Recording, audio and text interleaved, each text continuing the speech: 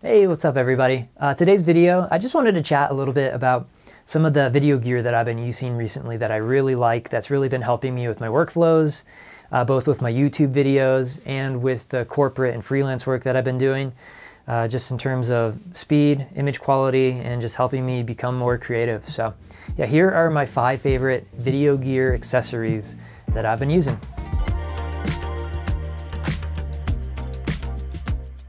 First thing I want to talk about, and it's not one of my 5 favorite accessories, but it's just important for starting, and that's getting a cage for your camera.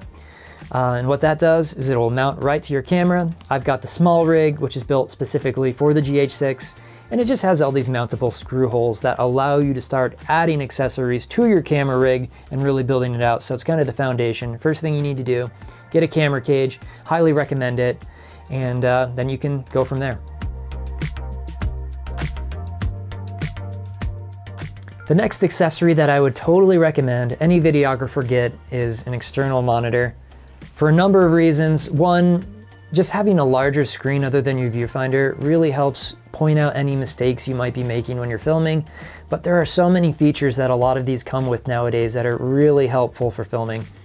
One, just having focus peaking on a larger monitor, making sure that you're nailing focus. There's no worse feeling than when you get back to your computer, you put your footage in and you realize you didn't nail the focus on an interview or anything like that. Terrible feeling. This can help alleviate that. Also, having false color, which a lot of these come with, basically gives a color range to different exposure levels on the IRE scale, so you can really make sure that in your shot you're nailing your exposure of your skin, making sure that the other parts of the shots are exactly where you want them to be. It's a great way to visualize exposure levels. And then aside from that, you can do fun things with effects, like drawing on the little cover that you have here, dry erase marks, so you can match shots. Great for video editing tricks, things of that nature. And then you can even record on a lot of these straight to an SSD, which is a lot more affordable than using some of the CF Express cards that most cameras are coming with these days. So it's kind of a money saver as well. Highly recommend any videographer look into getting some sort of external monitor. It really helps in so many different ways. So this is one of my favorite accessories to use in my workflow, and it is a color checker. And this is the Spider Checker 24. Essentially what it does is it makes sure that you've got perfect colors from shot to shot to shot, and everything looks as it should be in camera. Even if you're messing up your white balance, having it too warm, too cold, you can easily fix that using one of these from shot to shot and making sure everything is matched up. Especially if you're using DaVinci Resolve. There's a whole section in DaVinci Resolve for color checkers. You just input that you're using the Spider Checker. You say, maybe you shot it in log, you want your output to be Rec 709, you hit match, it's done for you. It's super easy, and it makes sure that your footage looks good across the board and it's ready for grading. So highly recommend you start incorporating one of these into your workflow. It's definitely worth picking up.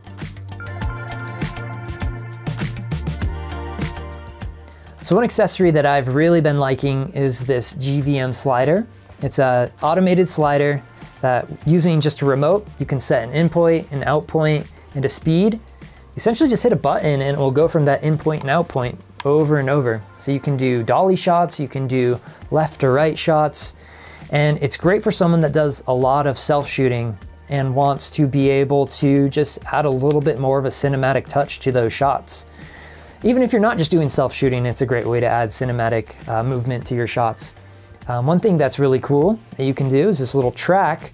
If you offset it, will turn your camera so that as you're doing left to right shots, it'll keep your subject perfectly in the center of your shot as you're moving across. I've been experimenting a little bit actually with the focus transition feature, which allows you to set your focus points and transition them over a certain set speed. If you can match it up with the speed of the slider, you can now do dolly shots, self-shot dolly shots that track focus for you as they punch in on you, which is an amazing cinematic kind of shot that I never would have thought would be possible to do a self-shot on. And since you can recreate the movement of your shots, you can now create moving clean plates if you do a lot of video editing tricks or want to have, say, a clone in your shot or anything that involves masking. Instead of just using a tripod, which is kind of the traditional way of setting up video editing tricks, you can add a little bit more of a cinematic touch, which is really cool. So yeah, definitely recommend adding a slider to your arsenal. I don't think you'll just keep it in the closet. It should be something that you use quite a bit.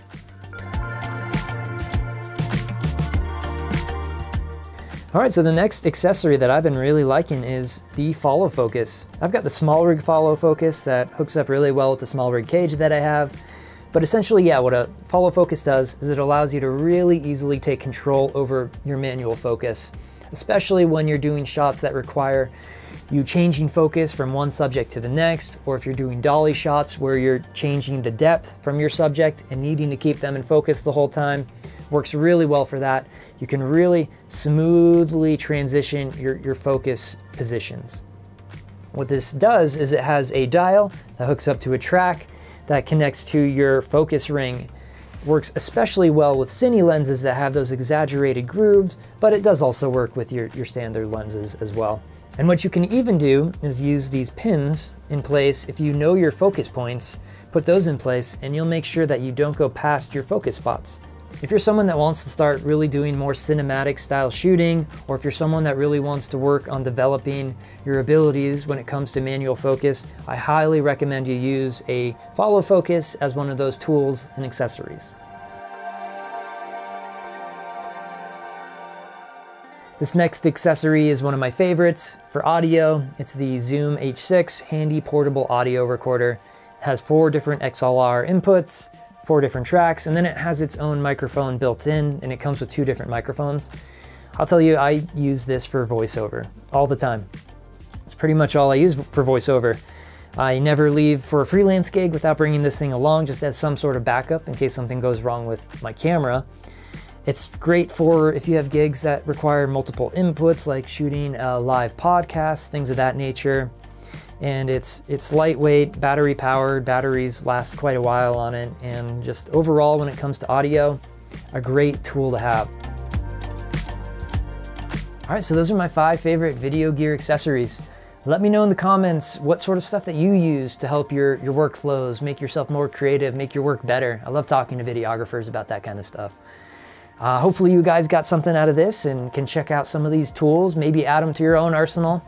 And hopefully I'll see you in the next video that I make. All right, peace.